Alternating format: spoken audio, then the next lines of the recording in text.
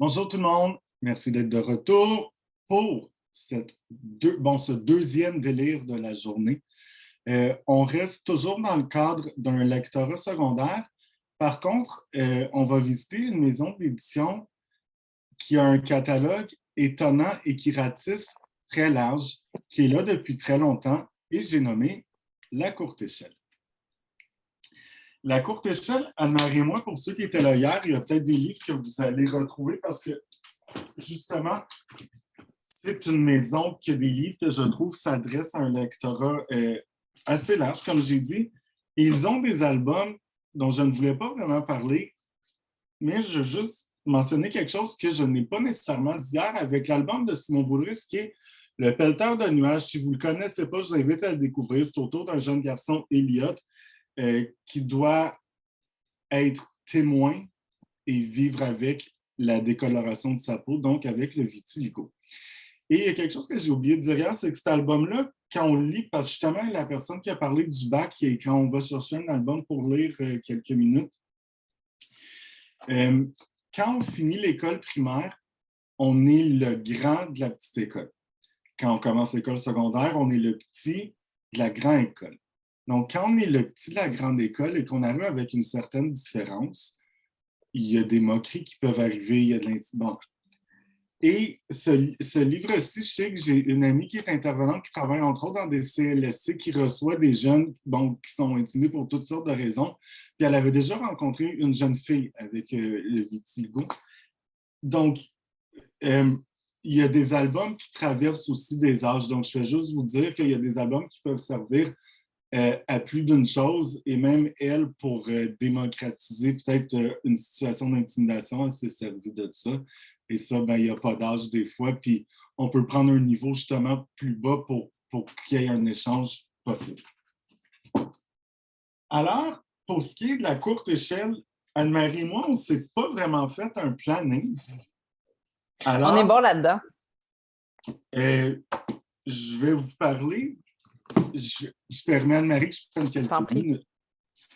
Je vais commencer en vous montrant quelque chose, puis cherchez-le pas sur votre bibliographie, là, parce que vous allez comprendre de pourquoi. Méfiez-vous des monstres marins. Le voyage dans le temps de Nico. Ceux qui se rappellent du parc au sortilège. Bref, ça, c'est des livres que tu regardes, puis moi, ça se lisait très, très vite. Par contre, ça m'a permis de lire en français quand j'étais jeune. Et depuis, ils ont fait des intégrales.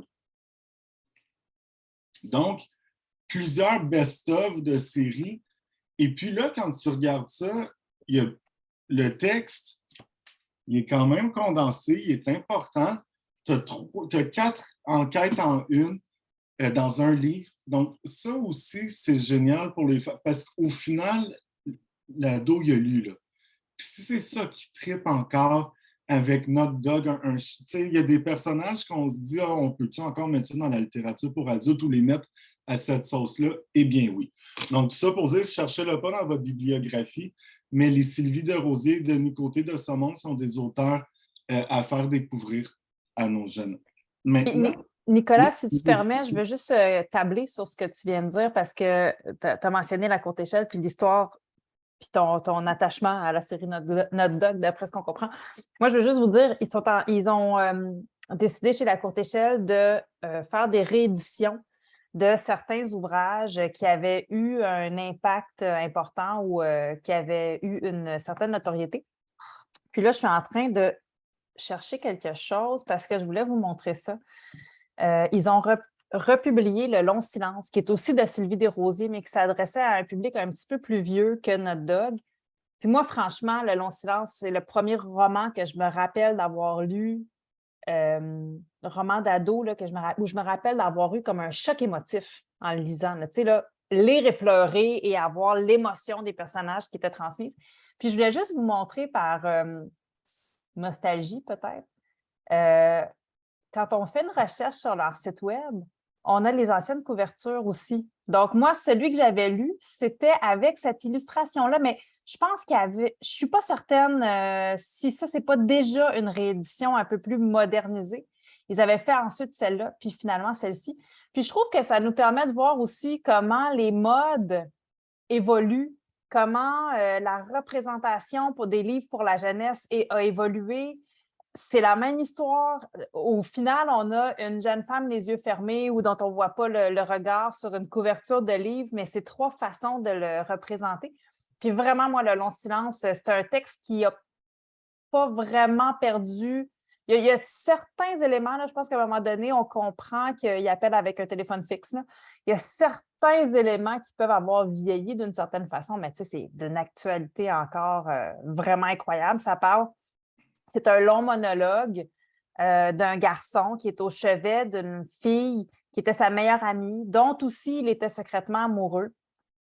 Et on comprend au fur et à mesure de l'histoire qu'en fait, il n'est pas vraiment à son chevet à l'hôpital, il est plutôt auprès de son cercueil. Et on va comprendre aussi au fur et à mesure du roman que la jeune fille s'est enlevée la vie. Donc, le long silence, c'est 1 heure que ce garçon-là peut passer seul avec sa dépouille pour lui parler de leur histoire, de leur amitié, de son amour pour elle. Et le texte est rythmé avec les 10 minutes qui passent. Donc, il reste 60 minutes, 50 minutes, 40 minutes. Donc, le texte est rythmé par le temps qui passe. C'est vraiment magnifique. Ça, c'est génial. Alors, voilà pour ce qui était un peu de l'historique et des vétérans de la maison d'édition. Et puis, on va l'apprendre, l'idée. Ça, c'est brillant comme idée. Attends, Oui, c'est bon, Anne, ce qu'elle a écrit dans la conversation. Oui, cacher les titres. Et tu demandes aux élèves de trouver un titre pour chaque couverture que vous voyez. Et puis là, il y a vraiment le grand dévoilement. Et puis, juste ça, cet exercice-là va leur donner le goût de le lire juste parce qu'ils ont fait ça. C'est psychologique, hein, ces petites bêtes-là. Écoutez, maintenant qu'on a fait un tour historique, Anne-Marie, elle a commencé quelque chose. Et surtout, ton texto vient de rentrer, je suis désolé.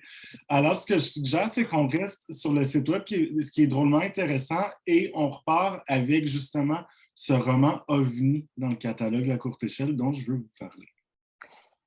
Je vais donc vous présenter quelques éléments qui sont pertinents pour les enseignants sur le site web de La Courte Échelle et pardon pour les gens qui étaient présents hier, ce sera un peu une redite, mais vous allez voir, on va regarder un petit peu plus ce qui s'adresse aux élèves du secondaire.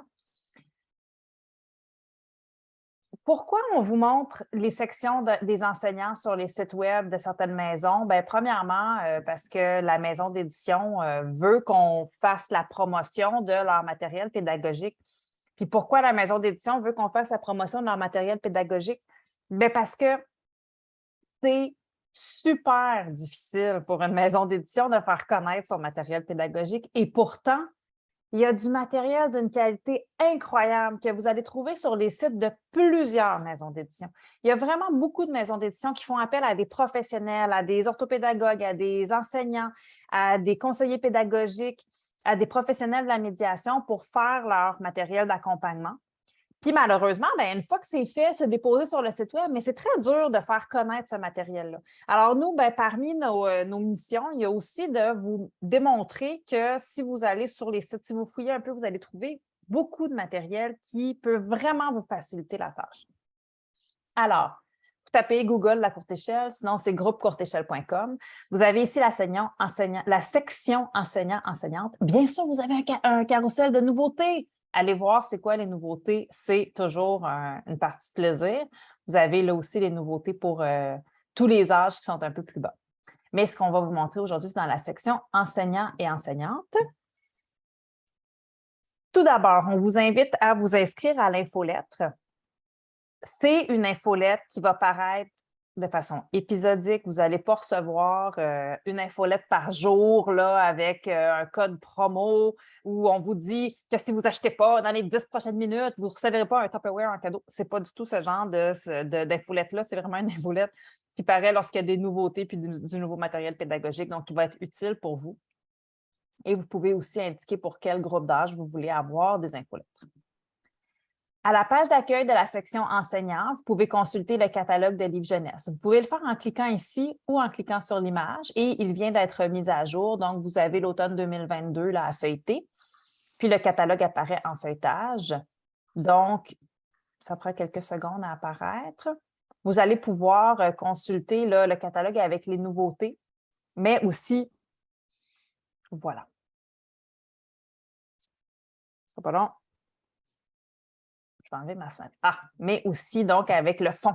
Donc, vous avez ici là, tous les livres de fond qui sont listés. Et les livres les hyperliens sont cliquables. Donc, si vous cliquez sur un des titres, non, pardon, dans le catalogue, les hyperliens ne sont pas cliquables. Mais vous pouvez consulter par type de livre, là, que ce soit tout carton, album, album plus, bande dessinée. Vous allez pouvoir consulter l'ensemble du catalogue. Ensuite, en revenant, j'ai des problèmes avec mon petit zoom. Ce ne sera pas long. Je ne suis plus capable de revenir en arrière. Ce ne sera pas très long. Voilà. Alors, vous allez pouvoir aussi aller télécharger le bon de commande. Je vais juste modifier tout de suite ma fenêtre parce que si je ne le fais pas, là, je ne vous vois plus. Je ne vois plus la fenêtre d'Internet. Voilà. Alors, on va télécharger aussi le bon de commande. Le bon de commande, lui, il est cliquable. Donc, pour chacun des titres, vous pouvez cliquer puis arriver là, à la page correspondante sur le site Web. Donc, avoir plus d'informations sur les livres. Et dans le bon de commande, vous avez les nouveautés qui sont indiquées avec un petit M et tous les titres pour lesquels il existe une fiche pédagogique vont être indiqués avec un petit FP. Donc, déjà, vous pouvez savoir si vous allez avoir du matériel d'accompagnement existant. Les codes barres, vous pouvez écrire les quantités. Nous, Pouce Carré, on ne fait pas la vente de livres. Vous pouvez, si vous êtes au Québec, vous référer à une librairie indépendante ou en fait à une librairie agréée, pardon, pour faire l'achat de vos ouvrages. Une librairie là, qui est avec votre code postal d'établissement qui est en lien avec votre établissement. Ou vous pouvez encore, si vous êtes hors Québec, là, vous adresser directement à la maison d'édition si vous le souhaitez pour faire vos achats. Ensuite, vous avez l'infolette qui est indiquée ici, qu'on a vu tout à l'heure. Sur le site de la maison d'édition, vous pouvez faire une recherche par thème. En cliquant ici, vous pouvez écrire, par exemple, « Amour » et trouver tous les livres qui ont ce thème, pour lequel ce thème a été accolé. Donc, vous allez pouvoir consulter ces ouvrages-là. Vous pouvez aussi aller voir les différentes fiches pédagogiques et dépliants. Donc, je vais passer un petit peu plus vite sur des livres parfaits pour la classe parce que c'est des fiches qui ont été faites davantage pour les niveaux primaires. Mais lorsque vous cliquez sur la fiche, vous avez donc 4 ou 5 ouvrages qui ont été sélectionnés pour lesquels vous avez des pistes d'exploitation. Moi, je pense que ça vaut quand même la peine d'aller voir ce qui existe, même si vous êtes avec des élèves plus vieux, parce que justement, comme on en a parlé précédemment, il y a des albums qui s'utilisent avec les plus vieux. Et surtout, entre vous et moi, si vous prenez une journée, une demi-journée, pour lire tout ce qui est indiqué sur ces sites-là avec des fiches d'exploitation, des activités, après ça, là, vous avez en main tous les outils pour inventer vos propres activités. Il y a beaucoup d'activités pédagogiques qui existent au sujet de certains ouvrages qu'on peut transposer sur les livres qu'on a déjà, qu'on peut transposer sur un livre qu'on veut utiliser. Par exemple, on va vous parler de la collection noire tantôt à la courte échelle. Bien, il y a peut-être une activité qui est proposée pour un album que vous seriez capable d'adapter pour la collection noire parce que on reste dans l'univers littéraire, puis on reste dans l'exploitation des contenus.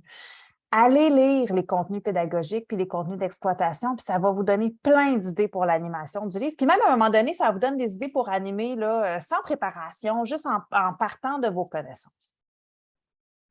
Vous avez donc dans les dépliants des livres parfaits pour la classe, c'est des activités très courtes. Là. Dans le fond, c'est vraiment des pistes d'activités. Vous avez aussi des fiches pédagogiques. Et dans le fond, vous pouvez cliquer sur la liste des livres pour lesquels une fiche est disponible. Ici, on va vous parler tout à l'heure de cet ouvrage-là. Seul, si vous cliquez sur le titre, vous pouvez cliquer sur matériel pédagogique, puis vous allez avoir différents types de matériel pédagogique. Une affiche, par exemple, qui a été réalisée, que vous pouvez imprimer. Vous allez avoir une activité, donc avec du matériel imprimable. Ici, on vous explique que vous pouvez faire une carte postale. Et vous avez aussi la fiche pédagogique. Et la fiche pédagogique, vous allez voir, c'est 2 pages complètes sur cet ouvrage. Fait qu'on est vraiment dans des fiches qui sont beaucoup plus étoffées que les premiers dépliants que je vous ai montrés tout à l'heure. Pour un même titre, vous pourriez avoir une fiche pédagogique et des pistes d'exploitation dans le dépliant des livres parfaits sur la classe. Allez voir ce qui existe pour chacun des titres. Ensuite, je vais revenir en arrière, encore une fois. Vous pouvez aller voir les carnets d'activités pour la collection première lecture. Je passe vite parce que les premières lectures, c'est vraiment le début du primaire, là, mais vous allez avoir, par exemple, des fiches d'activités pour ces ouvrages-là. Comme je vous dis, ce n'est pas notre public cible aujourd'hui. Des outils pédagogiques pour la collection poésie. Ah, la poésie. Qui a peur de la poésie? Ah, on avait eu un Qui a peur de Virginia Woolf, là, mais aujourd'hui, je vous demande qui a peur de la poésie? Plein de monde a peur de la poésie, puis vraiment, vraiment une façon d'entrer en contact avec la poésie. Puis je vous dis ça d'un point de vue personnel, là, même pas pour votre enseignement, là. La littérature jeunesse, c'est une porte ouverte sur la poésie parce que les créateurs se font un devoir de la rendre accessible. Ils veulent que les jeunes développent un intérêt et un amour pour les mots et pour la poésie. Puis lire des poèmes jeunesse, ça nous réconcilie parfois avec ce genre littéraire. Puis je ne sais pas pourquoi dans notre vie, on a appris que c'était dangereux, la poésie, là, ou qu'on n'était pas capable de lire ça, ou qu'on n'était pas assez intelligent pour comprendre ça. C'est faux. Et dans la littérature jeunesse, notamment dans la collection poésie de la courte échelle, vous avez des textes qui sont souvent limpides. Et ce qui est formidable, c'est que les créateurs, comment je dirais ça? C'est comme si on avait accès des fois au squelette. On a l'essentiel. Il n'y a pas la description, il n'y a pas nécessairement tout ce qui est ajouté parfois dans certains romans. On est dans le squelette de la narration. Ça ne veut pas dire qu'il n'y a pas d'image, ça ne veut pas dire qu'il n'y a pas d'éléments qui font écho ou qui résonnent, mais personne ne peut nous dire que c'est trop long de lire de la poésie. C'est synthétisé. Alors, ça peut être une façon vraiment d'entrer en contact avec les mots et avec les images. Alors, collection pour la poésie, vous pouvez donc télécharger ce document où on va vous présenter 6 titres de la collection poésie. Et pour chacun des titres, pour chacune des activités, vous avez des extraits et 2 ou 3 pistes d'activités que vous pouvez faire en lien avec ces extraits-là. Et évidemment que vous pouvez transposer aux autres ouvrages. Avec même, là, des fois, première étape, deuxième étape, troisième étape, on vous explique vraiment comment faire les activités. On va regarder peut-être ici, là, transmettre un message ou une émotion de façon imagée. Je vais grossir un peu pour être capable de lire, parce qu'on a beau dire, on vieillit. Alors, explorer la comparaison et la métaphore. On a 2 extraits. Un extrait de Perruche de Virginie Beauregard-Dé.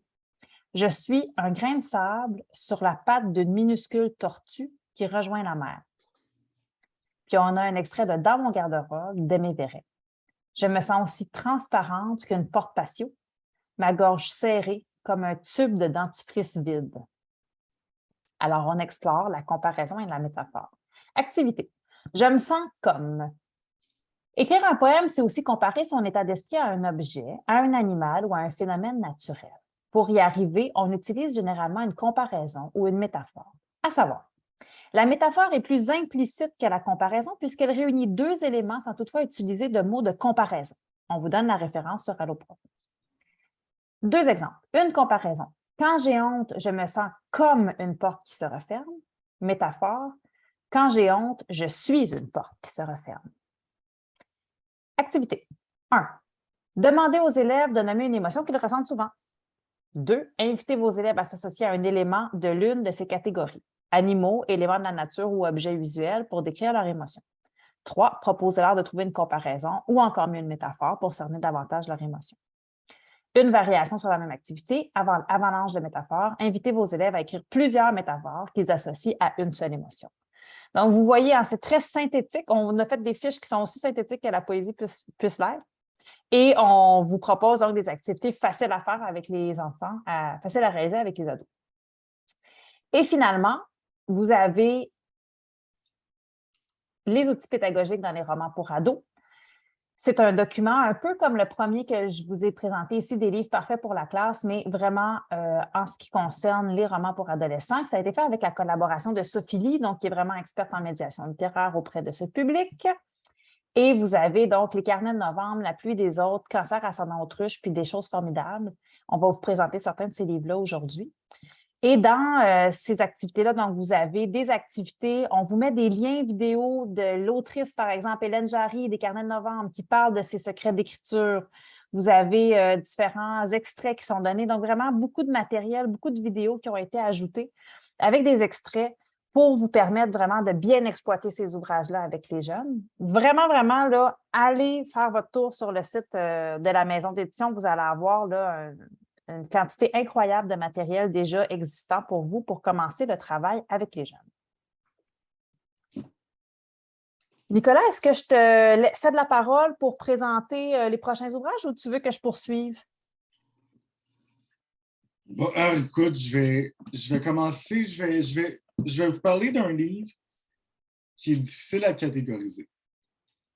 Il ne s'insère pas dans une collection. Pour le moment, il n'y a pas eu de suite, il n'y en a pas d'annoncé. C'est écrit par quelqu'un que vous connaissez peut-être, qui a été réalisateur d'émissions comme le Club des 100 watts, Kilomètre-heure, Télépirate. Il est ensuite devenu écrivain et c'est François Jobin qui a écrit Marcus et le gecko. C'est un livre qui est un mélange, je ne sais même pas si je peux oser dire bande dessinée parce qu'il y a des bulles. Il y a des bulles comme ça. Donc, c'est un mélange de prose, de bande dessinée, de romans graphiques même. Puis là, on se dit, ouais, c'est enfantin, mais ensuite, tu regardes comment c'est écrit petit, puis de quoi ça parle, puis un peu le layout, puis tu te dis ça, tu sais, il n'y a pas juste des 16 ans non plus dans une école secondaire, et il y a des jeunes de 16 ans qui aiment ça lire ces livres-là. La preuve, si moi j'aime ça, bon. En gros, Marcus, c'est lui, puis il a peur du noir. Déjà, quand tu utilises ce que tu vois autour, tu t'en doutes. Sa mère, elle dit, bon, ben, il a peur du noir parce qu'il dit qu'il y a des monstres. Le problème avec ça, c'est que sa mère, Marcus, avait un secret. Il avait peur du noir, mais pas vraiment. Il avait peur des créatures étranges qui vivent dans le noir. Mais pourquoi ils choisissent juste le noir de sa chambre à lui, quand lui et le soleil étaient couchés? À l'heure d'aller dormir, il sentait des chatouillis dans son ventre. Parce qu'il savait qu'une fois sous les couvertures, des monstres surgiraient du placard, de dessous le lit et même des tiroirs. Ces immondes créatures viraient la pièce à l'envers, éparpillaient ses jouets et laissaient même parfois de vilaines traces puantes sur ses toutous. Donc, le lendemain matin, la chambre a de l'air de ça. Sa mère lui dit « Non, mais tu vas-tu les ramasser, tes jouets, une fois pour tout? » Et là, Marcus, il explique que c'est pas lui, mais les monstres de la nuit qui étaient responsables du fouillis. Il dit « Regarde, il dit la preuve, c'est que mes blocs de construction, mon vaisseau spatial et mon camion de pompiers sentent mauvais. Sens-les, maman, sens-les, tu vas voir. » Alors, la maman prenait les blocs de construction, le vaisseau spatial et le camion de pompiers et les portait à son nez. Elle ne sent rien, Marcus. Je pense que là, tu as sans doute rêvé. Et là, écoutez ce qui est écrit. Marcus savait bien qu'il n'avait pas rêvé. Mais il sait que quand une maman est convaincue du contraire, il n'y a rien à faire. Et puis ça, je trouve ça très drôle. Je trouve ça, c'est un petit clin d'œil, surtout aux parents qui vont le lire. Bon, sa mère, à Stan, elle se dit, OK, comme elle l'aimait beaucoup et qu'elle voulait le rassurer, elle lui offrit pour son anniversaire un gecko, un petit lézard à l'œil fif, là, comme ça. Elle lui dit que le gecko est un animal qui vit la nuit, donc il pourrait surveiller ce qui se passe dans la chambre de Marcus, qui pourrait dormir tranquille et qui n'aurait plus aucune raison qu'on se réveille le matin avec des jouets qui traînent partout. N'est-ce pas, Marcus? Bonne fête! Marcus était enchanté du cadeau, mais il se gratte la tête et quand même, il dit « Regarde. » Puis là, il mesure. Il dit « Moi, les monstres de la nuit dans ma chambre font un peu plus que 15 cm de long, comme le gecko. » Ça, c'est juste une information, mais on apprend quand même quelque chose. Comment est-ce qu'il pourrait me protéger contre les terribles monstres de la nuit? Eh bien, tout simplement parce que, les amis, il existe plusieurs sortes de geckos dans le monde. Et ce gecko qui s'appelle Arthur Lorenzo Dimitri Olivier, on va résumer pour Aldo, n'est pas un gecko ordinaire. Alors, c'est une histoire de monstre à la fois dégoûtante et palpitante. Donc, ça s'insère où, quand je te dis, il y a du mélange de romans graphiques, parfois pages noires avec 2 bulles, mais elles font peur, c'est important. Puis même dans des BD adultes, il y a des pages qui sont comme ça, où il va y avoir 2 mots dans la page pour faire l'effet escompté. Ici, j'arrive avec une bulle, mais regardez comment c'est écrit dans la bulle. Donc, au final du livre, il y a du mot. Il y en a des mots. Et puis, c'est ça le défi, c'est de savoir à qui ça s'adresse. Ce qui me permet juste de vous rappeler, bien, lisez-le. Vous connaissez les jeunes, vos jeunes, vous allez le savoir dans la classe à qui ça s'adresse, à qui vous devriez le conseiller, ou peut-être même à un collègue qui va dire hey, c'est tellement ton genre. Et puis le livre circule, donc il vit.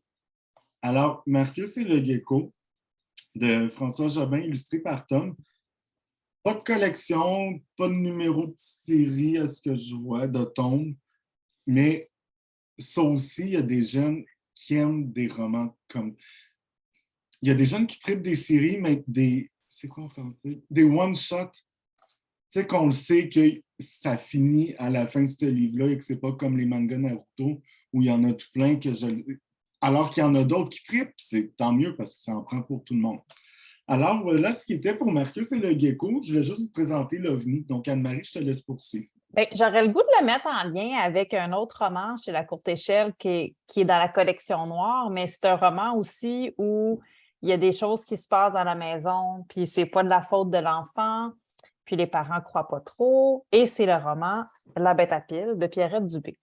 Alors, on a évidemment hier, quand on parlait aux enseignants, aux enseignants qui travaillent avec les plus jeunes, on a aussi parlé de la collection noire parce que c'est vraiment, vraiment une collection qui est à cheval entre 2 âges. C'est une très bonne collection pour faire la transition du primaire vers le secondaire ou de l'élémentaire vers le secondaire parce que dans la même collection, il y a des livres qui s'adressent à différents groupes d'âge.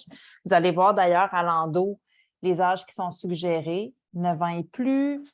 On en a ici qui sont 7 ans et plus. Il y en ont fait quelques-uns qui étaient même 11 ans et plus, donc un petit peu plus épeurants. Ceux que j'ai à ma possession sont 7 ans et 9 ans. Mais moi, je vais vous dire franchement, la bête à pile, j'ai les trouvé épeurants. C'est quand même. Puis il y a du sang aussi. Il y a un petit peu de sang, comme sur la couverture. Et le texte est assez long, assez étoffé. On voit qu'on n'est pas dans une typographie super là, espacée. Et les illustrations sont de Vig. Puis Vig fait des illustrations qui restent très graphiques. Donc, il y a aussi cette volonté-là dans la collection noire d'avoir des illustrations pour rythmer le texte, mais des illustrations qui ne sont pas bébés, là, qui vont vraiment accompagner des jeunes un petit peu plus vieux dans leur lecture. C'est quoi la bête à pile? Ben, c'est l'histoire d'un garçon qui voulait tellement pour Noël recevoir un robot. Et il reçoit un robot. Puis c'est le fun parce que c'est un robot assez avancé qu'on peut programmer et reprogrammer. Donc, on peut modifier le code du robot. Ça, déjà, vous avez la moitié, une partie des élèves que vous avez gagné en parlant de codage, puis de robot, puis de programmation. Là. Je dis la moitié, peut-être pas, là, mais vous en avez quelques-uns qui ont accroché à ça. Puis, le petit garçon va coder, recoder, reprogrammer son robot. Puis tout à coup, le robot fait des choses qu'il a apprises lui-même parce qu'à force d'être si bien codé, recodé, reprogrammé, son intelligence artificielle s'est développée jusqu'au point où le robot a une identité qui lui est propre. Mais pensez-vous qu'il fait la vaisselle puis le lavage, ce robot-là, pendant que les autres sont partis? Ben non, il fait des mauvais coups. Et surtout, le robot, à un moment donné, il commence à avoir faim. Mais pas faim, j'ai le goût de manger des épluchures de carottes, là. faim, un peu comme Zippo Laris tantôt, là. Tu sais, une grosse faim. Une grosse faim de viande crue. J'ai pas le goût de vous en dire tellement plus que ça parce que je pense que vous avez tous les codes, tous les mots-clés pour comprendre ce qui va se passer dans ce roman-là. C'est effrayant. Puis, essayez pas de taper sur le robot pour le briser en deux, là. Ça ne fonctionne pas, ces affaires-là. C'est intelligent, un robot, ça peut même se reboulonner les boulons tout seul. Je vous dis juste ça. Ah oui, j'ai oublié de vous dire, on dirait qu'il grossit aussi. Tout le temps un peu plus épeurant, ce robot-là. Franchement, moi, il m'a donné des frissons, cet ouvrage-là. C'est un 2 lunes d'horreur. Donc, vous avez le nombre de lunes d'horreur. En fait, le nombre de lunes correspond un peu au niveau d'horreur, mais beaucoup au niveau de lecture. Donc, plus il y aura de lunes sur un ouvrage, là, une, deux ou trois lunes, plus le texte va être dense, plus le niveau de lecture va être avancé aussi. Donc, oui, ça correspond un petit peu au niveau d'horreur, mais ça correspond surtout au niveau de lecture. Et dans la même collection, c'est une collection qui, peut-être, là, vous me direz, commence à se passer un peu de présentation parce qu'elle a vraiment une belle notoriété, cette collection-là. Puis regardez, tu sais, ça se présente bien quand même quand on a plusieurs titres de la collection. Les jeunes peuvent les reconnaître. Le graphisme, je le trouve brillant. Là. Tout le temps un cercle de couleurs pour le titre, une illustration avec un cadre noir. C'est vraiment brillant. Et là, à un moment donné, on dit, tu sais, les éditeurs, des fois, ils font leur travail. Puis à un moment donné, ils disent, hey, j'aurais besoin de jazzer ma job un peu. Et si on trouvait une petite stratégie pour rendre la collection encore plus spéciale. Et là, j'ai essayé hier de le faire écouter, mais ça n'a pas fonctionné. Fait que je vais vous donner les clés, puis pendant la pause de dîner, vous irez vous-même faire les essais. Il y a l'ouvrage Quincaillerie Mi-Ville d'Alexandre Côté-Fournier, illustré par Geneviève Biguet. Quincaillerie Mi-Ville, c'est une histoire où un jeune garçon veut un peu regagner l'attention de ses cousins, qui sont plus vieux que lui, son cousin et sa cousine. Lui, il vient d'entrer au secondaire. Eux sont déjà au secondaire depuis 1 an ou 2. Et là, c'est l'Halloween. C'est cette période de l'année où on écoute des films d'horreur. Lui, il a peur quand il écoute des films d'horreur, mais il ne le dira pas à son cousin et à sa cousine, puis il va aller écouter des films d'horreur avec eux parce qu'il veut redevenir un petit peu plus proche d'eux. Et pour les impressionner, il demande à son père, est-ce que tu connais des histoires d'horreur? Je voudrais raconter une histoire d'horreur à mes cousins. Son père dit, ben, j'en connais pas beaucoup, mais je connais l'histoire de Jacques Miville, qui était le fils des propriétaires de la quincaillerie du village quand j'étais jeune. Et Jacques Miville, un jour, ses 2 parents sont morts. Il est devenu propriétaire de la quincaillerie. Il était weird. Ses parents l'avaient toujours mis à l'écart de la société. Il connaissait personne, il n'y avait pas d'amis. À un moment donné, il y a des gens qui ont commencé à disparaître dans la ville. Puis tout le monde a toujours soupçonné que c'était de la faute de Jacques Miville. Des jeunes qui disparaissaient. Mais on n'a jamais réussi à le prouver. Puis même après que la quincaillerie a pris en feu, puis que Jacques Miville soit mort dans l'incendie, il y a encore des jeunes qui sont disparus. Fait qu'on ne peut pas vraiment savoir si c'était lui le coupable. Mais il paraît que si on appelle au numéro de téléphone de la quincaillerie, il répond encore. Le fantôme de Jacques Miville répond au téléphone. Qu'est-ce que vous pensez qu'ils vont faire quand il fait noir la nuit? Ils vont appeler au numéro de téléphone. La voix est angoissante. Ils vont appeler au numéro de téléphone de la quincaillerie Miville. Et je vous le donne en 1000. Vous avez un petit papier qui est reproduit avec un numéro de téléphone auquel vous pouvez appeler. Et c'est vrai, Pierre-Luc, que quand on appelle, la voix est angoissante. Là, je vais vous mettre un numéro de téléphone. Appelez pas tout de suite. Vous appellerez à l'heure du dîner quand ce ne sera pas l'heure de notre invité. Là. 0575. Vous appellerez à ce numéro-là. On va faire exploser la ligne de la quincaillerie Miville. Mais qu'est-ce qui arrive à part de ça quand on appelle un revenant? Pensez-vous qu'après ça, il se rendort pour l'éternité jusqu'à temps que quelqu'un d'autre l'appelle? Ben non, le revenant revient et le revenant est menaçant. Et le revenant menace les enfants. Je n'en dirai pas plus. C'est quand même assez, c'est vraiment réussi. Dans un autre ouvrage aussi qui s'appelle La chose dans les temps de Carole Tremblay, qui est illustré par Aurélie Grand, vous avez des codes QR et les codes QR vous réfèrent à des sons qui sont les sons que les jeunes entendent dans la nature où, évidemment, il y a des choses menaçantes qui se produisent. Donc, vous avez ici l'histoire de la chose dans l'étang, c'est le cadavre d'un raton laveur qui flotte dans l'étang. Et étrangement, après ça, il y a un raton laveur vraiment ressemblant qui se promène autour du camp des enfants où les enfants sont au chalet de leur père. Puis, ben, tu sais, un raton qui ressemble à un raton mort, qu'est-ce que vous pensez que ça peut être? Ça pourrait être un raton fantôme, mais évidemment, des bruits étranges qui sortent de là, ben, vous pouvez les entendre en scannant les codes QR. Ce sont autant de stratégies amusantes, d'ajouts technologiques qui vont faire en sorte que les jeunes vont accrocher, ça va titiller leur intérêt. Il n'y a pas ça dans les autres livres. Ça fait vraiment de ces livres-là des objets uniques. Puis vraiment, je trouve que ça jazz une collection. Ils n'ont pas attendu que la collection ait 800 titres pour ajouter quelque chose de spécifique pour redonner un intérêt envers cette collection-là. Fait que si vous avez des jeunes même qui en ont déjà lu, bien, vous arrivez avec ceux-là qui ont un petit plus, puis l'intérêt pour la collection peut vraiment repartir de là. Nicolas, as-tu quelque chose à ajouter sur la collection noire?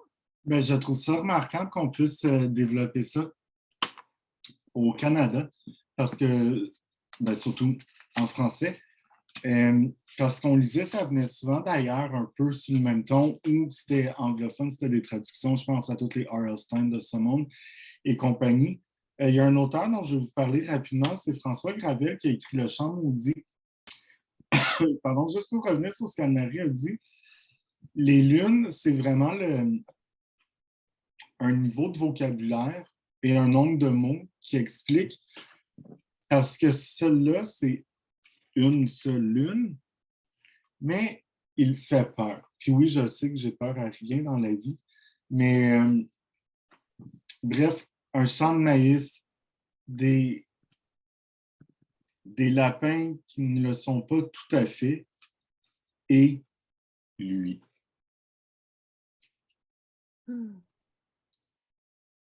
Et une gang de fermiers en tabarouette qui vont prendre leur carabine. Il y a des carabines. Donc, avec l'intention de faire feu. Donc, ça aussi, c'est important, par contre, à le savoir. Et ça, c'est la partie que je n'étais pas capable.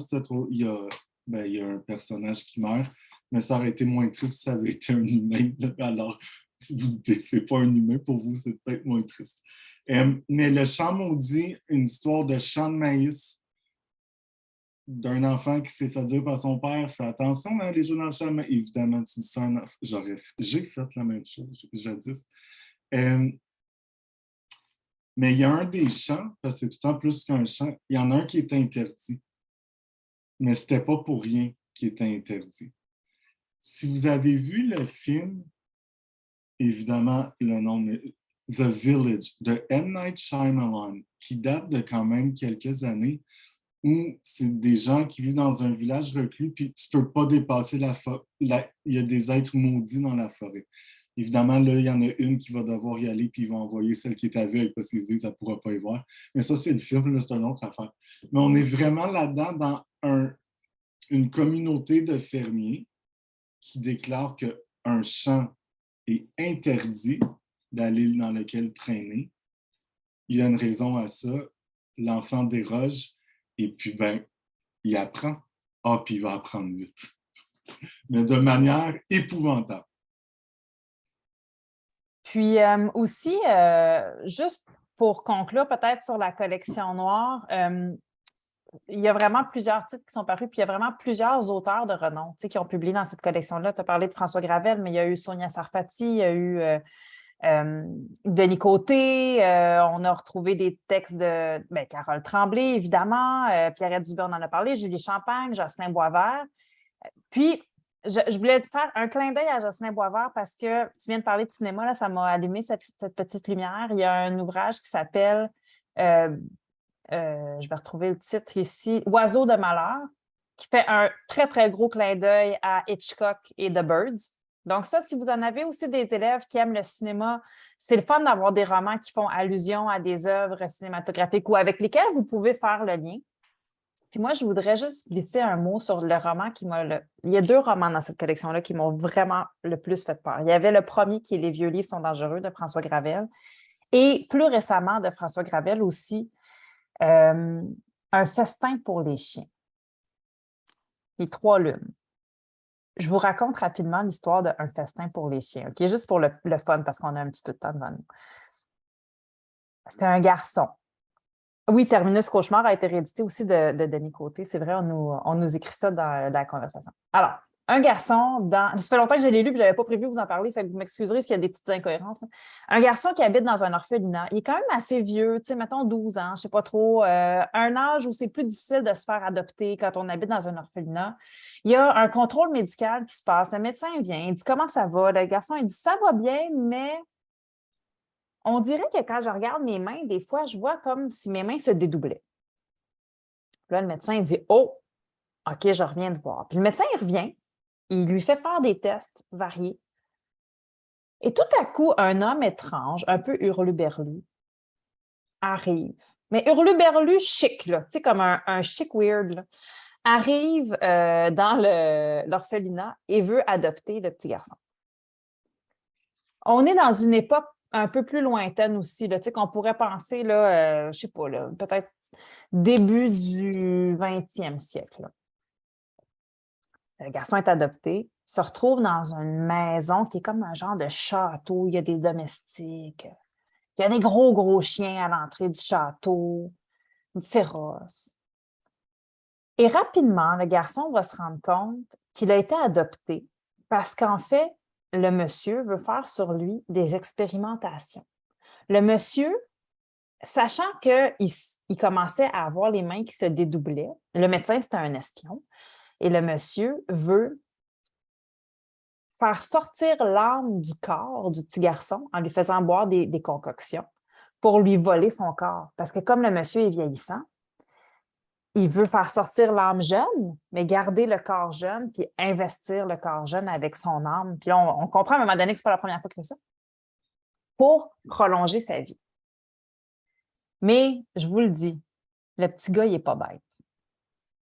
Et je vous le dis, c'est le petit gars qui va gagner. Et le vieux monsieur, il ne va pas survivre.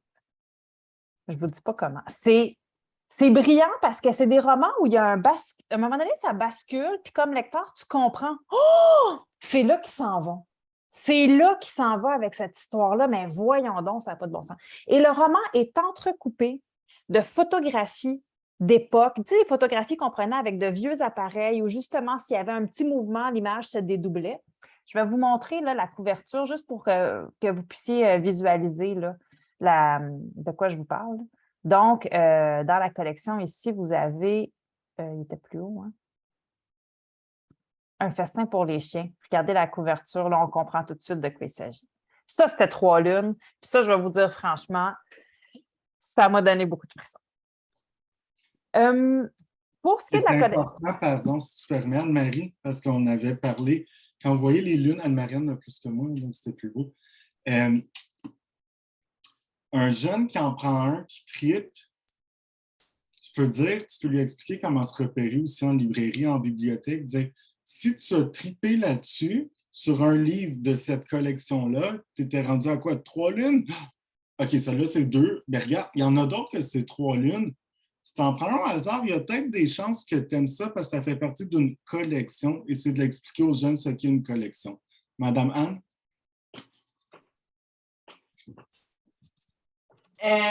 J'ai une question. Une question puis une réflexion, parce que le commentaire, c'est pas à vous qu'il faut le faire, c'est plutôt aux éditeurs. Parce que Nicolas t'a montré le premier avec une lune et c'était marqué à Orlando 7 ans et plus. Mm-hmm. Est-ce que chaque livre de cette collection-là, en plus d'avoir la cote de la lune, a un âge indiqué? Absolument. Pour des questions de catalogage, il fallait ça, je trouve ça dommage. Ouais. Parce que pour avoir enseigné au secondaire à l'adaptation scolaire, Puis je sais que il faut que je me batte contre ça. Je sais que, mais en même temps, si on pouvait plus se battre, ça serait bien, là, c'est que j'avais des jeunes qui avaient le niveau de lecture de 7 ans, mais le côté développer intérêt de son âge, mais ça aurait été c'est une collection qui est incroyable, mais si je l'avais, si j'enseignais encore, probablement, je prendrais un crayon noir, puis je bifferais le 7 ans et plus, je garderais les lunes pour justement l'effet stimulant, là, mais j'enlèverais la codification de l'âge parce que j'en ai qui me disaient « je ne veux pas les 17 ans, je ne suis pas un bébé », mais ça fait partie de leur personnalité. Mais merci.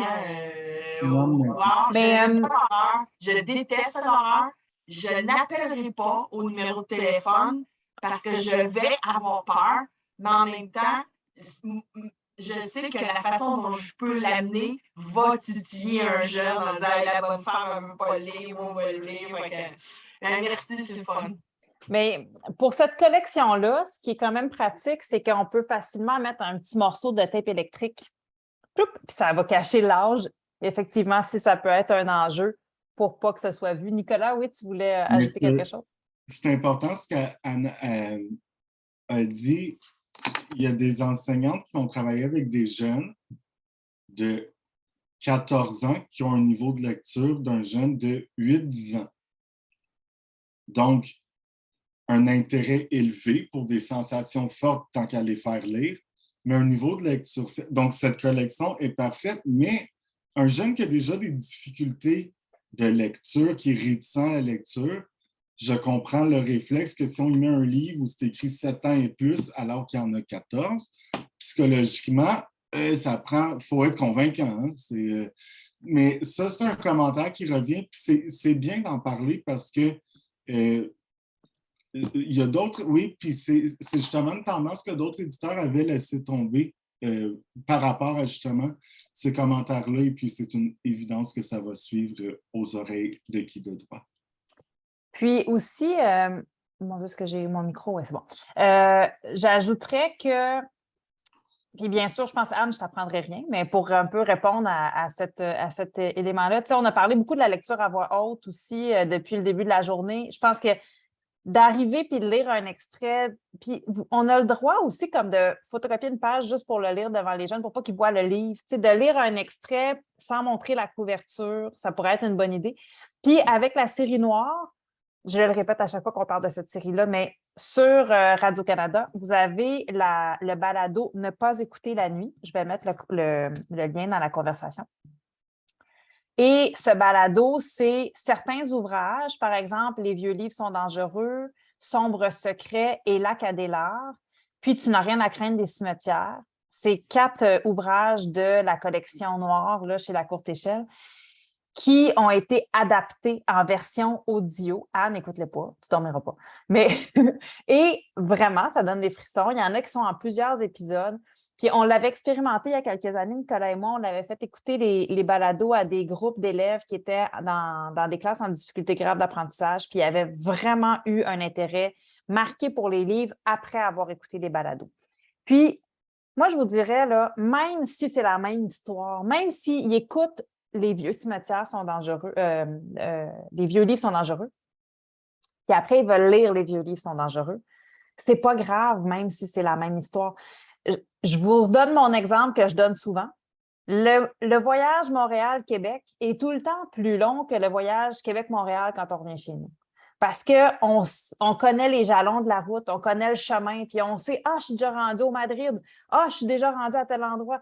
Ah, il me semble que quand on était rendu là, on venait juste de partir. J'arrive bientôt, j'arrive bientôt. » Bien, quand les jeunes connaissent le chemin, ils savent où est-ce que l'histoire s'en va. Ils ont déjà eu peur en écoutant le balado et tout à coup, ils peuvent se concentrer sur d'autres choses. Ils ne sont pas en quête de sens de qu'est-ce que ça veut dire ces phrases-là? Où est-ce que l'histoire s'en va? C'est qui ce personnage-là? Je n'ai pas compris. Je le sais où je m'en vais. Maintenant, je peux refaire le chemin puis apprécier le paysage. Et là, tout à coup, ils sont capables de comprendre un petit peu plus le vocabulaire, les émotions, les personnages qui sont rencontrés. Fait que ça vaut la peine d'utiliser ces différents supports-là dans un objectif pédagogique. Ça peut être dans un objectif de plaisir, là, mais ça peut être aussi dans un objectif pédagogique. Puis on nous indique aussi merci Carole pour l'analogie. Marie-Denise nous dit effectivement peut-être que l'âge pourrait apparaître à l'intérieur du livre plutôt que sur la couverture. C'est vrai, ça pourrait être une bonne astuce. J'ai l'envie de vous amener ailleurs. Nicolas, je ne sais pas si je te laisse nous amener ailleurs ou si je nous amène ailleurs. Je vous amène complètement ailleurs avec un ouvrage vraiment magnifique qui s'appelle « Seul ». C'est de Paul Thom, illustré par Mélanie Baillarger. Encore là, c'est un ouvrage qui peut être utilisé vraiment à différents âges. C'est aussi un ouvrage qui est issu d'un documentaire qui a été diffusé à Télé-Québec. Dayani nous écrit « Coup de cœur de mon été ». C'est vraiment, j'ai une autre participante qui m'a écrit tantôt aussi en privé pour me dire qu'elle avait été subjuguée par cet ouvrage cet été. Donc, tiré d'un documentaire, entre autres, qui a été réalisé par Paul Thom sur les ondes de Télé-Québec. On en a fait cet ouvrage magnifiquement illustré par Mélanie Baillarger. Qu'est-ce que c'est, Seul? C'est le parcours de 3 jeunes, de 3 adolescents qui ont fait une demande pour obtenir le statut de réfugié au Québec et qui habitent maintenant soit au Québec ou au Canada. C'est des vraies personnes. Là, on est dans de l'ouvrage documentaire, biographique, on parle de vraies réalités. Ces 3 personnes-là, c'est Afshin, Alain et Patricia. On va les suivre chapitre par chapitre. Mais l'ouvrage, on n'a pas décidé de nous raconter l'histoire d'Afshin, après l'histoire d'Alain, et après l'histoire de Patricia. On nous raconte leurs histoires de migration par chapitre. Et chaque chapitre, c'est une étape que chacun de ces 3 personnages-là aura traversée pendant sa migration. Alors, on voit ici déjà, pour commencer, on a une carte du monde. On voit Afshin, 13 ans, qui venait de Téhéran, en Iran, qui a fait un arrêt par la Grèce avant d'arriver au Canada. On voit Alain, 13 ans, qui est parti de Bujumbura au Burundi, qui est allé au Kenya avant d'arriver au Canada. Puis on voit Patricia, qui a 16 ans, qui est partie de Kampala, en Ouganda, et qui est arrivée aux États-Unis avant d'arriver au Canada. On peut voir là que ce n'était pas en avion. Dans le fond, en gras, c'est les trajets en avion. Puis en pointillé, c'est des trajets soit en train, en bateau ou à pied ou dans un autre mode de transport. On nous montre aussi le kilométrage qui a été réalisé par chacun de ces jeunes. Donc, 13 ans et 16 ans. Okay, on ne parle pas de personnes très vieilles. Chapitre 1, c'est tout quitter. Et le chapitre commence toujours avec un court texte qui s'adresse, disons, aux 3. Chapitre 1, tout quitter. Tu as une famille, des amis, un toit. Tu vas à l'école et comme tous les enfants, tu t'amuses. Un jour, une menace surgit et tout bascule. Pour échapper au danger, tu n'as pas d'autre choix que de tout quitter, même si tu as 1000 raisons de rester chez toi. Ta vie ne sera plus jamais la même. La vie de Afshin, qui vient on a dit de l'Iran tout à l'heure. Donc, la vie de Afshin, c'est la migration à cause de la guerre.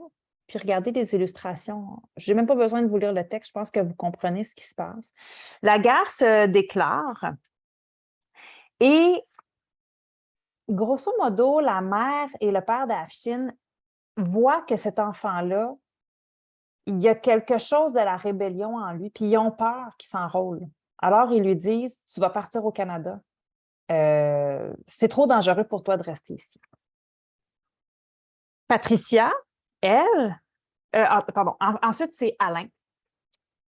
Alain, c'est aussi la guerre, mais son père a été prisonnier politique. Donc, son père a été emprisonné.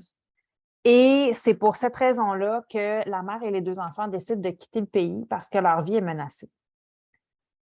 Malheureusement, on va apprendre au fil du texte que la mère ne terminera pas le voyage. C'est tellement long, les démarches pour avoir le statut de réfugié au Canada, que dans un arrêt en cours de route où ils vont passer quelques années, la mère va tomber malade puis décéder. Et les enfants, ils sont 3 frères, se retrouvent seuls dans un pays où ils sont en train de demander le statut de réfugié. Puis ils doivent se débrouiller. 3 frères entre 13 et 20 ans. Et Patricia, elle, tombe amoureuse d'une jeune fille, fait partie d'une équipe sportive où elle tombe amoureuse d'une jeune fille. Puis, ben, quand ça se sait, sa vie est menacée. Et elle devra, elle aussi, tout quitter pour aller demander l'asile.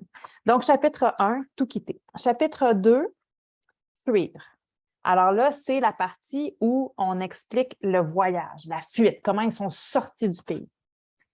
Je vais vous passer un petit peu plus rapidement. Là. Je ne vous raconterai pas les histoires de chacun. Je pense qu'il faut vraiment lire l'ouvrage pour saisir l'ampleur de ces parcours-là. Chapitre 3, tout n'est pas terminé. Tu as enfin réussi à te rendre au Canada au péril de ta vie. Tu aimerais bien pouvoir te reposer, mais ton périple est loin d'être terminé. De nombreux obstacles se dressent encore sur ton chemin. Et là, c'est les obstacles qui se posent dans un lieu où la sécurité physique n'est pas mise en danger à chaque instant. Donc, il y a une sorte de sécurité dans l'environnement. Mais c'est des jeunes qui ont quitté des fois des milieux qui étaient plus aisés, qui se retrouvent ici dans des milieux d'extrême pauvreté, qui se retrouvent ici dans des milieux où il faut tout apprendre, de la langue, de la compréhension du fonctionnement de la société. Il y en a qui se retrouvent dans des familles d'accueil où ils sont très bien accueillis. Donc, c'est des parcours qui sont différents les uns des autres. Puis ensuite, le chapitre 4 s'appelle « Maman, où es-tu? » Donc là, c'est le chapitre où on se souvient du lieu qu'on a quitté et ce lieu-là nous manque. On s'ennuie de ce lieu, de nos familles. Et le chapitre 5, « Demain, l'espoir. » Et là, on apprend aujourd'hui, ces 3 jeunes-là qui sont devenus des adultes, là, qui ont 30 ans ou 25 ans, bien, que sont-ils devenus? Et on voit, c'est vraiment un espoir formidable. On voit leurs rêves, leur volonté, le parcours qu'ils ont accompli. Puis franchement, ça donne le portrait de 3 personnes qui ont envie dans leur vie de réaliser de grandes choses pour aider d'autres personnes qui, comme eux, devront parcourir ces kilomètres et ces expériences-là. Vraiment, là, c'est un ouvrage magnifique qu'on peut vraiment regarder en parallèle avec le documentaire. On retrouve de nombreux éléments dans les deux. Ça rend ces personnes-là, pour nous, certains d'entre nous qui n'avons pas vécu du tout ces situations-là, ça rend les parcours très poignants. Il y a une humanité incroyable qui se dégage de ça. Et vraiment une découverte formidable à faire. Comme je vous dis, seul, on peut le lire avec des jeunes, là, à mon avis, tout au long du secondaire, même au 3e cycle du primaire, on peut commencer à explorer ces thématiques-là. Mais c'est tellement des destins humains qu'avec les plus vieux de 16 ans, 17 ans, personne ne peut dire « ceci ne me touche pas ». C'est des jeunes de leur âge qui ont dû vivre ces épreuves-là. On ne peut pas dire « ceci ne me touche pas ». Donc, c'est vraiment magnifique. Seul, donc, de Paul Thom, illustré par Mélanie Baillarger. Nicolas, est-ce que je te cède la parole peut-être? On va encore changer un petit peu de style, mais si tu veux peut-être aborder « Où es-tu? » Est-ce que ça te conviendrait? Avec grand plaisir. J'avais hâte de vous le présenter. Ça a été mon coup de cœur. Vous allez voir mon genre de littérature. En plus, c'est tout ce qui fait pleurer. Alors, Où es-tu? Moi, un de mes livres préférés dans le vie, là, faut que je le prenne, il faut que je vous le montre. Là, évidemment, je ne tomberai pas dessus. Alors, ça s'appelle Tombouctou de Paul Auster, qui est l'histoire d'un chien qui s'appelle Mr. Bones. C'est triste comme tout, mais c'est beau comme tout. Cara habite dans une ville où des feux de forêt font rage. L'ordre d'évacuation est ordonné, mais tu as 10 minutes en tant que parent, en tant qu'enfant, en tant qu'habitant d'une... Tu as 10 minutes pour ne pas faire tes bagages, pour être parti. Fait que tu as à peu près 8 minutes pour, puis souhaitons que tu n'aies pas envie. À quel point est-ce que, quand on est dans une urgence d'évacuation, est-ce qu'un animal de compagnie devient une priorité? Quand le temps est compté.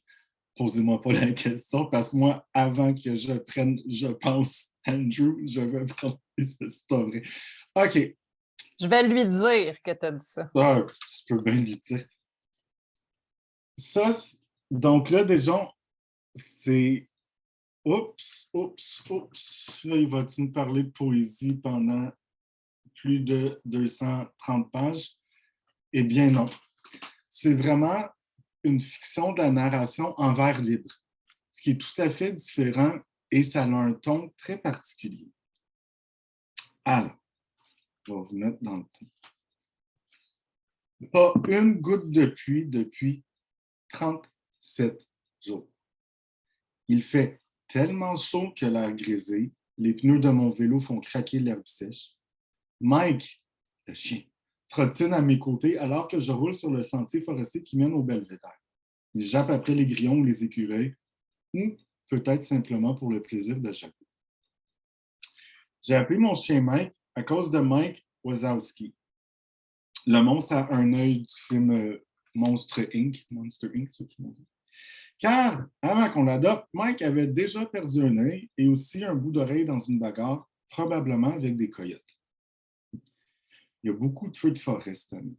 De nouveaux incendies naissent chaque jour à cause des éclairs ou des gens négligents ou des étincelles provenant des engins forestiers qui roulent sur les branches ultra sèches. Difficile de mesurer la distance qui nous sépare de la fumée, mais un nœud dans mon ventre m'indique qu'elle est trop proche. Je laisse tomber la brosse de Mike. Assis, je reviens tout de suite. Je me précipite dans la maison et j'aperçois maman en train de mettre des boîtes de conserve dans un panier à lessive et un policier qui est debout devant la porte d'entrée. 10 minutes. Nous avons 10 minutes pour faire nos bagages, pour quitter la maison. 10 minutes pour ramasser nos sacs à dos juste au cas et autant de nourriture et de vêtements qu'on peut apporter. Je sais jeter tout ça dans le coffre de la voiture avec les bacs d'urgence remplis d'eau en bouteille, de barres protéinées et évidemment d'un sac de croquettes rempli pour Mike. Il est où Mike? Mike! Je dis que Mike est parti, mais que je vais le retrouver. Je sais que je peux le retrouver, j'ai juste besoin d'un peu de temps. Papa me répond, « Hey, on n'a pas le temps. » Donc, s'ensuit ensuite une véritable quête pour retrouver Mike, une mission qui va devenir à la fois une quête identitaire pour Cara. La psychologie du personnage est liée avec les feux de forêt, où elle sera incapable de voir une bougie sur son gâteau d'anniversaire, le feu. Et ça, on n'y pense jamais à quel point psychologiquement ça peut tous les problèmes, pas les problèmes climatiques, mais toutes les dévastations et tout ça des feux de forêt, ça peut avoir des répercussions sur un enfant qui voit un brasier quitter l'urgence, puis rien avoir ou avoir perdu. Bon. À partir de là, vous sortez vos mouchoirs pour lire le livre, mais quand même. Après plusieurs jours, le brasier s'est un peu éteint. Je retourne, j'examine les décombres. Là où notre clôture cassée était située autrefois, moitié enterrée dans les débris, presque exactement au même endroit où je l'ai laissé le jour de l'évacuation, je vois la peinture rouge rongée par le feu, les roues tordues, le guidon à peine reconnaissable. Mon vélo. Mon cadeau d'anniversaire que j'avais reçu plus tôt pour en profiter pendant les vacances d'été. Mes yeux piquent. Je ne sais pas si c'est à cause de l'air ou du vélo ou du poids de tout ça, je ne sais pas. Sans quitter des yeux les ruines de notre maison, papa me dit « Hey, on va s'en remettre. » Il met son bras autour de la taille de Manon. Je plisse les yeux, je me concentre sur un éclair, un mouvement, en tout cas quelque chose de brun-orangé. Mon cœur se met à battre plus vite. Frappe dans ma poitrine, mais pourquoi? C'est quoi que je vois? Quelque chose monte en moi, me remplit, me propulse loin de l'auto vers le mouvement, vers la couleur. Ça se peut pas, mais ça se peut. S'il vous plaît, faites que ça se puisse. Mes jambes s'étirent, courent, mes pieds martèlent l'asphalte, courent de cendre blanche et je sais que c'est Mike. Donc, là, ce que vous voyez, ce sont mes petits post-it et je vous ai passé le livre de 200 quelques pages en choisissant des extraits. C'est important de cibler des extraits pour donner un aperçu du livre. Des fois, ça suffit aussi pour donner le goût. Et parfois, un amalgame d'extraits, si c'est un livre qui est compliqué, mais que vous voulez aborder peut-être à voix haute, peut-être que les extraits mis ensemble vont suffire pour que les jeunes aient le contenu du livre et connaissent le récit, ou du moins soient introduits, et ceux qui veulent iront plus loin par eux-mêmes. Mais où es-tu? Donc, un roman vers libre, j'ai le goût de vous demander, puis c'est une question à laquelle vous ne pouvez pas me répondre aujourd'hui parce que ça demande une réflexion. Selon vous, puis ça se pose avec les ados, est-ce que c'est la manière la plus sincère et la plus intime d'écrire? Parce que c'est souvent au jet. Quoi d'autre qui est souvent au jet puis que c'est libre d'écriture? Ou en fait, où on va dire « cher journal, non. » Ce livre, c'est la preuve qu'il y a des lectures justement qui méritent d'être partagées en voix de groupe. Et puis, nous, on a demandé aux jeunes d'écrire un texte. On était avec des 16 ans sur un thème qui est très abstrait, mais qui est présent partout dans le livre, le bouleversement. Tu te demandes la dernière fois que tu as été bouleversé, puis des fois, il y en a qui vont mettre « quand j'ai été en colère ». C'est quelque chose qui parle de colère, mais là, c'est quoi être bouleversé? C'est comme un tsunami là, de plein d'émotions mélangées. Donc, on est allé vraiment plus loin avec des réflexions puis un petit travail d'écriture. Alors, Où es-tu de Sherry Green, traduit par André Poulain, d'une traduction impeccable. Anne-Marie. Ton micro, Anne-Marie. Non, ça va. C'est parce que mon estomac gronde depuis 10 minutes. Alors, j'ai fermé mon micro en me disant, je ne peux pas faire écouter ça à tout le monde. Ne vous inquiétez pas, l'heure du lunch arrive bientôt, mais c'est pour ça que j'ai fermé mon micro. Je ne voulais pas vous faire endurer tout ça. Merci pour cette présentation, Nicolas. C'est ce que j'allais dire. Évidemment, puis une réflexion intéressante aussi sur la poésie en vers libre. Tiens, je vais continuer en poésie. Ça vous va si je fais ça? J'ai un ouvrage, j'ai un livre que je n'ai pas encore lu parce que je l'ai reçu avant hier, qui vient de sortir. Je ne peux même pas vous dire exactement. Je sais que c'est un livre qui parle de la situation du déménagement, puis d'un enfant qui va tout faire pour éviter un déménagement. Mais je veux juste vous montrer parce qu'on connaît la collection de poésie chez La Courte Échelle. Donc ici, j'avais La pluie des autres de Daphné B, dont je vais vous parler un peu plus en détail. Mais regardez celui-ci, donc un petit peu plus grand. Un format un peu différent de La pluie des autres. C'est de Virginie Beauregardé qu'on avait trouvé déjà dans la collection de poésie. Je pense qu'elle avait écrit Perruche, si mon souvenir est bon. Et ici, elle publie Il faut partir, Casimir. Puis regardez, en poésie, encore une fois, là, un récit narratif, l'histoire d'un déménagement. Donc, Casimir, qui habite le même quartier depuis sa naissance, connaît tout le monde, apprend qu'il doit déménager pour des raisons financières. Les propriétaires mettent les parents à la porte, la mère à la porte. Et lui va essayer de réparer le tout, puis de faire en sorte que la famille puisse rester dans l'appartement. Malheureusement, je ne peux pas vous en dire beaucoup plus parce que je viens de recevoir l'ouvrage, mais regardez comme c'est beau. Puis c'est drôle, hein, mais on dirait un bateau. Moi, à chaque fois que je regarde la couverture, j'ai l'impression d'un navire qui part sur les flots avec les voiles, mais en fait, c'est des voiles de déménagement avec un ballon de soccer. Donc, je vous le montre un peu plus près comme ça. À découvrir, vous assisterez à notre prochaine présentation de livre, si vous voulez qu'on vous en parle. C'est ça que ça veut dire. Moi, je vais vous parler de La pluie des autres de Daphné B. Donc, la collection poésie. Ici, encore une fois, on nous indique les âges à l'endos. On nous propose une poésie pour les 13 ans et plus. Je me rappelle d'avoir lu Colle-moi de Véronique Grenier dans cette collection-là, qui est un des livres qui m'a le plus bouleversée au monde. C'est vraiment un livre où je pleurais ma vie en écoutant La Petite Patrouille parce que ma fille à côté écoutait La Petite Patrouille. Colle-moi parle de la séparation des parents. Il était écrit que c'était 9 ans et plus, mais c'est vraiment un ouvrage de poésie que je ferais lire au secondaire, là, sans aucun doute. Il y a tellement de jeunes qui vivent cette situation-là, qui cherchent des mots pour exprimer leur désarroi quand leurs parents se séparent. La pluie des autres, ici, aborde un sujet intéressant, c'est le sujet je ne sais pas si ça vous est arrivé, mais quand adolescent ou adolescente, on a dans notre entourage quelqu'un qui ne va pas bien, puis on voudrait sauver notre ami.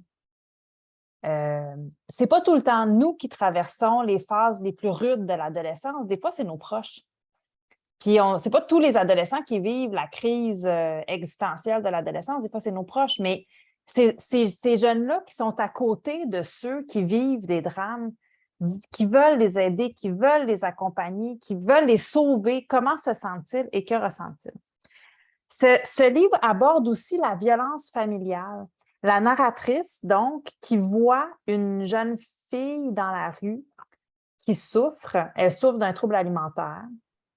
Elle s'intéresse à cette jeune fille. La limite entre un intérêt amical et un intérêt amoureux est floue. Elle veut la sauver. Mais elle, le drame qu'elle vit à la maison, c'est qu'elle vit de la violence de la part de sa mère, de la violence physique. Je vais vous lire des extraits, mais je vous avertis, c'est des extraits qui peuvent être quand même assez rudes, avec justement troubles alimentaires et violence physique. Mais c'est quoi aimer? Je vous montre la page intérieure. C'est l'histoire d'un zoo où les employés aiment les animaux. Ils sont trop choux avec leurs petites pattes, leurs petits museaux, leurs petits yeux. Pourtant, quelque part dans cet amour, il y a aussi des cages. La prof d'anglais nous parle de ton trouble alimentaire. Elle nous dit que tu es à l'hôpital, que ce n'est pas de ta faute si un oiseau mange tes ailes à l'intérieur de tes yeux. Alors, avant même de te connaître, je signe la carte. J'espère qu'un jour, tu seras sauvé. J'ai toujours voulu prendre soin des oiseaux. J'en ai un sac plein à l'intérieur de mon vide. Des oiseaux de tous les bleus du monde, piscine ou papillons, couleur blessure. Je rêve du jour où tu retrouveras tes ailes. Je te montrerai mon sac d'amour qui n'a encore sauvé personne. C'est drôle, l'amour, quand celle qui nous aime nous frappe. C'est drôle, ce genre d'amour-là. Drôle comme un ver de terre qui a 0 cœur et qui, le lendemain, a 10 cœurs qui sont aussi des trous. C'est drôle qu'on m'apprenne à dessiner des triangles et qu'au lieu de m'apprendre à aimer, on m'étrangle. Si ma mère me fait mal sans vraiment le vouloir, est-ce que ce mal compte? Si on est malade, est-ce qu'on est responsable du mal qu'on fait aux autres? Et si ce mal s'étire dans le temps, est-ce qu'il fait encore plus mal? Motherfucking octobre. Un appel à l'aide, c'est une phrase ordinaire, même pas profonde ni dramatique, dans un party où j'oublie en quoi je suis déguisée. Il y a un gars en bob l'éponge carrée, son nez dépasse, d'une grande boîte jaune. Tu me dis qu'il y a 2 semaines, tu as essayé de te tuer avec de l'engrais. Te tuer de l'engrais. Ça sonne drôle de vouloir s'achever avec ce qu'on utilise pour faire pousser des fleurs. Donc, ça s'appelle La pluie des autres de Daphné B. C'est des textes que vous pouvez être à l'aise ou pas à l'aise d'utiliser. C'est des textes que vous pouvez avoir envie de mettre à l'étude ou que vous pouvez utiliser si des jeunes viennent vous voir avec des questions, des sujets ou des préoccupations. Ce n'est pas tous les livres qu'on achète qu'on va mettre au milieu de la classe avec un ruban rose puis dire « servez-vous ». Il y a des livres, des fois, qu'on garde de côté pour des situations spécifiques. Il y a des livres qu'on va utiliser juste dans 2 ans, juste cette année, pas l'année prochaine. Vos jeunes n'auront pas toujours le même niveau de maturité d'une année à l'autre. Vous enseignerez peut-être même pas toujours dans le même niveau non plus. Donc, il y a des livres comme ça qu'on garde un peu comme on peut garder des médicaments dans une pharmacie. Ce n'est pas parce qu'on s'achète un pot de Tylenol qu'on prend des Tylenol à tous les jours, là. On les garde, mais il n'y a pas de date d'expiration. Ça, c'est la bonne nouvelle. On les garde. Moi, je sais qu'il y a une période de ma vie à l'adolescence où lire ça, ça m'aurait sûrement fait quelque chose, peut-être du bien, peut-être exacerber des choses que je vivais, mais je suis sûre que ça m'aurait servi d'une façon ou de l'autre. Donc, il y a des livres comme ça qu'il faut, en fait, tous les livres, il faut les lire avant de les faire lire, bien sûr. Mais ça, il y a des livres qu'on va garder. Je pense que j'aime l'image de la pharmacie, comme une petite pharmacie de livres pour répondre à des besoins spécifiques, à des jeunes spécifiques. Et puis, si tu permets, Oui, Marie, je t'en prie. ce qui est intéressant avec ce livre, de par les sujets, parce qu'il y a aussi, on aborde le système du suicide, évidemment la violence physique. On n'est pas obligé, même si c'est brillant, pas obligé de commencer ton année en septembre avec ce livre. Tu peux prendre le pouls de ton groupe. Éventuellement, tu vas les connaître. Tu vas savoir peut-être des situations X, Y, Z qui vont peut-être te permettre aussi de prendre une décision sur est-ce que j'aborde ce livre cette année de par ce que je sais de mon groupe. C'est pas obligé d'être le livre de la rentrée. C'est ce que je voulais dire. Il y a des livres que vous gardez qui ne sont pas nécessairement pour le premier jour d'école, mais comme Anne-Marie dit, qui vont vous servir à travers plusieurs années sans être à chaque année, mais qui vont vous suivre toute votre carrière, peut-être. Absolument. Puis, je vais vous présenter un autre livre qui aborde aussi les thématiques de la dépression, je dirais, du suicide, des idées noires. En fait, je pense qu'on pourrait dire thématique des idées noires chez les jeunes. C'est un court roman de Marie-Hélène Jarry qui s'appelle « Les carnets de novembre ». On a ici une alternance de narration entre deux personnages, Marjorie et Théo. Au début, on ne sait pas tout à fait qui sont ces personnages-là. Alors, la prémisse de base, c'est... je vais faire un quiz, là. Levez la main. Qui tripait adolescent à aller dans les papeteries et essayer tous les crayons sur les petits papiers qu'il y avait à côté des crayons? Pas toi, Nico. Anne aimait ça. Je ne vois pas qui d'autre lève la main. Sylviane aimait ça aussi. Alors, moi, j'adorais ça. Il y avait une papeterie à la campagne. Là. On avait une maison dans les cantons de l'Est, puis à Coansville, il y avait une papeterie sur la rue principale. Et Madame Anne écrit, je le fais encore. Et là, des fois, quand mes parents allaient à la fruiterie qui était en face de la papeterie, moi, j'avais le droit d'aller à la papeterie pendant ce temps-là. Puis là, il y avait la section des crayons, puis j'essayais tous les crayons de toutes les couleurs avec des brillants sur des petits papiers gratuits où on pouvait essayer des crayons. Visiblement, Marie-Hélène Jarry a déjà fait ça elle aussi parce que son personnage, Marjorie, un des deux personnages principaux, va dans une papeterie et essaie le petit crayon, mais dans un cahier bleu. Puis, elle écrit une phrase, puis elle referme le cahier puis elle le met au milieu des autres cahiers. Puis, elle revient 2 jours après puis quelqu'un lui a répondu. Et elle va répondre. Et quelqu'un va répondre. Et elle va répondre. Sauf qu'à un moment donné, la personne qui lui répond, on va se rendre compte que c'est Théo qui est l'autre narration. Donc, on est dans une alternance de narration. C'est Théo. Puis Théo lui dit quelque chose comme c'est la première neige, mais c'est peut-être la dernière neige que je vais voir. Il lui cite aussi des paroles des colocs, des chansons dehors novembre. Donc, il y a des allusions à la dépression, des allusions aux idées suicidaires, aux idées noires. Et je n'ai pas envie de trop vous en dire. J'ai envie de vous laisser découvrir un peu la relation qui va s'établir entre les deux. Une relation où Marjorie a dit « Mais si je suis témoin de ça, je ne peux pas rien faire. » C'est encore cette idée de sauver l'autre, d'aider l'autre. Il y a un côté de... Franchement, un très beau roman. Aussi, peut-être une amorce. À la fin, on a les messages qui ont été échangés, qu'on va retrouver tout au long du roman. Vous voyez, ce n'est pas un très long échange. On a 150 pages, 120 pages pour nous raconter ces échanges-là dans le cahier, parce qu'il y a tout le quotidien qui se passe autour de ces messages-là. Mais c'est une bonne façon d'aborder la question de l'épistolaire avec les jeunes, l'échange de lettres, l'échange de messages. Ils s'échangent sûrement des messages. Mais ça se fait-tu encore s'échanger des messages dans la classe des petits papiers pliés où tout le monde a un téléphone? Oui, hein? Je viens de trahir mon âge. Mais nous, on pliait des papiers avec des formes. Bon, les professeurs, les enseignants ici qui sont en salle de classe, là, écrivez-nous dans la conversation si les jeunes s'échangent encore des papiers ou si on est des vieux dinosaures à parler de ça. Là. Mais il y a un peu de ça là-dedans. C'est des phrases courtes qui se sont échangées. Ce n'est pas des longs textes là, qui s'envoient, ce n'est pas des longues lettres, mais ils sont quand même capables de comprendre les. Ah, c'est ça, ils ont des cellulaires. Hein. Ils sont quand même capables de comprendre les émotions de l'autre, ses allusions. Il y a aussi le fait d'utiliser des œuvres connues du public, les œuvres d'André Fortin, dans ce cas-ci, des colloques, pour transmettre une information. Donc, je pense que c'est vraiment un beau roman, peut-être un peu moins rude que la pluie des autres pour aborder certains sujets, mais qui peuvent quand même permettre aux jeunes d'ouvrir la conversation sur ces sujets-là, puis aussi d'aborder la question de l'épistolaire. Et que l'artiste mis en scène dans le livre, c'est une personne qui a réellement existé. Elle n'existe plus. Pourquoi? Parce qu'elle a fait justement ce dont la thématique du livre traite. Ça aussi, de faire connaître la personne.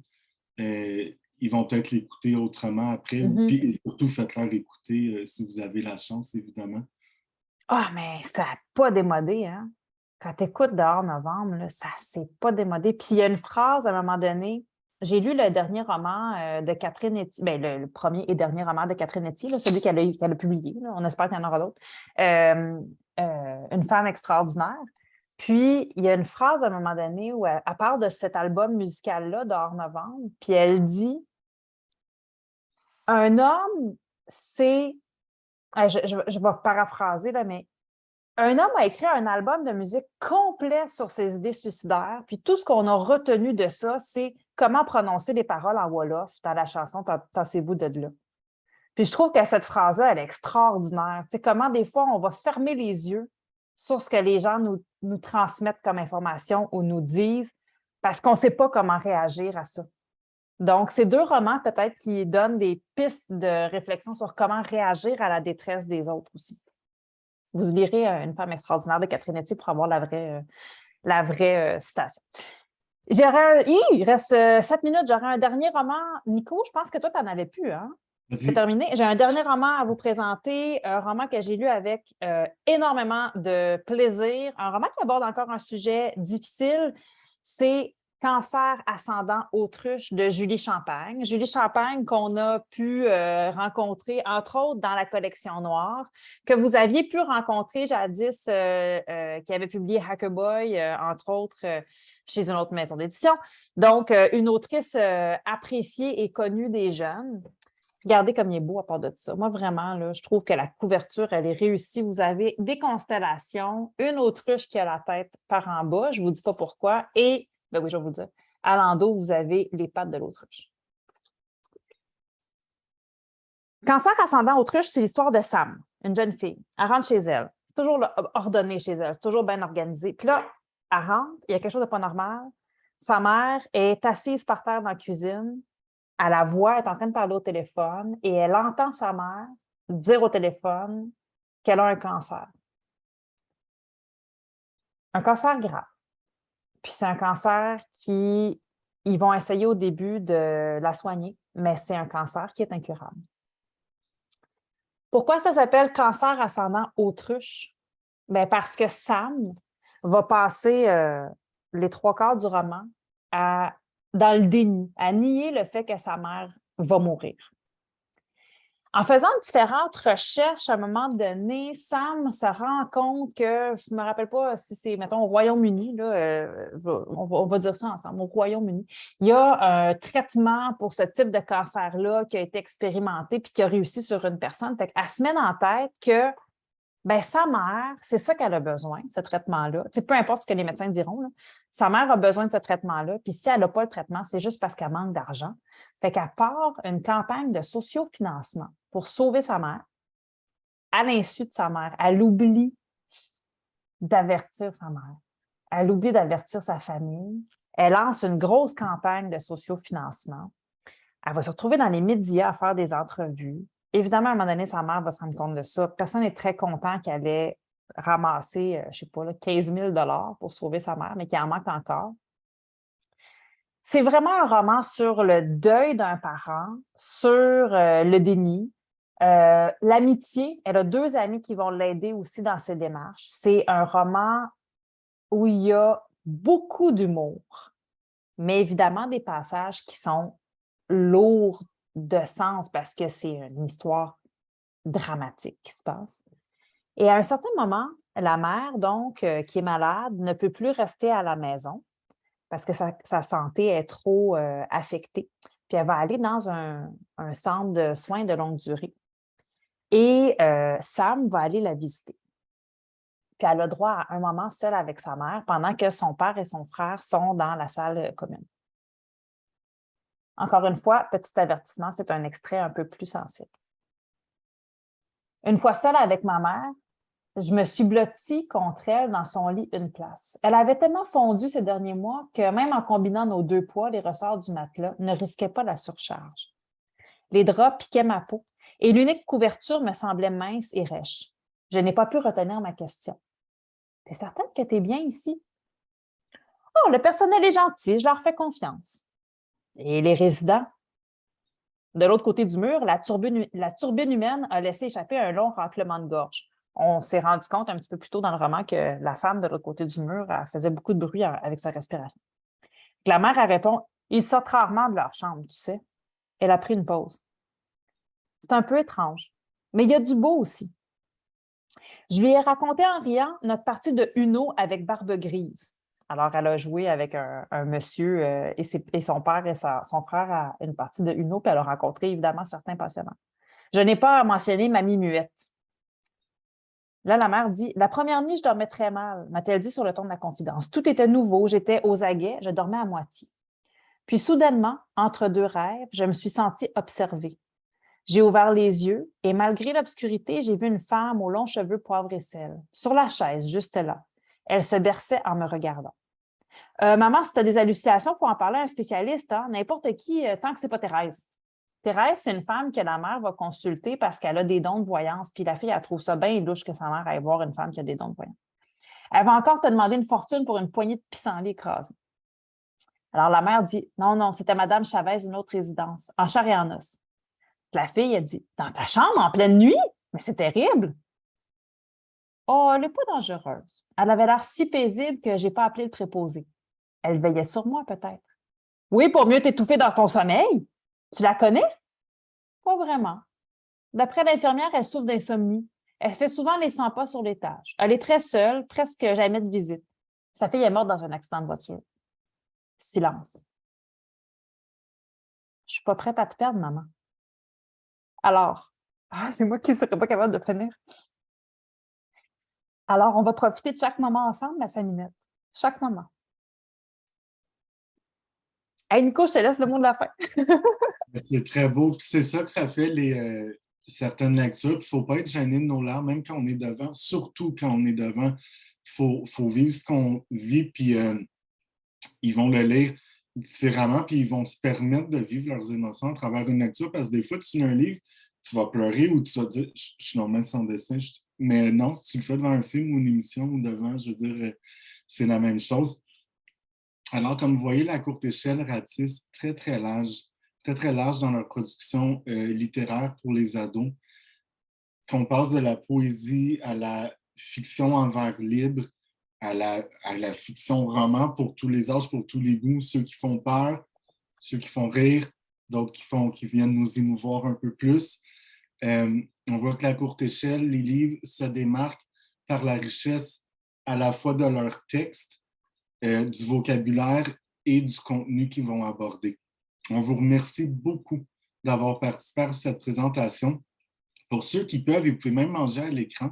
Dans 5 minutes, on a une invitée spéciale, mais il va falloir être pas indulgent, mais fin, parce qu'il nous rejoint et pour lui, il est 18h20 et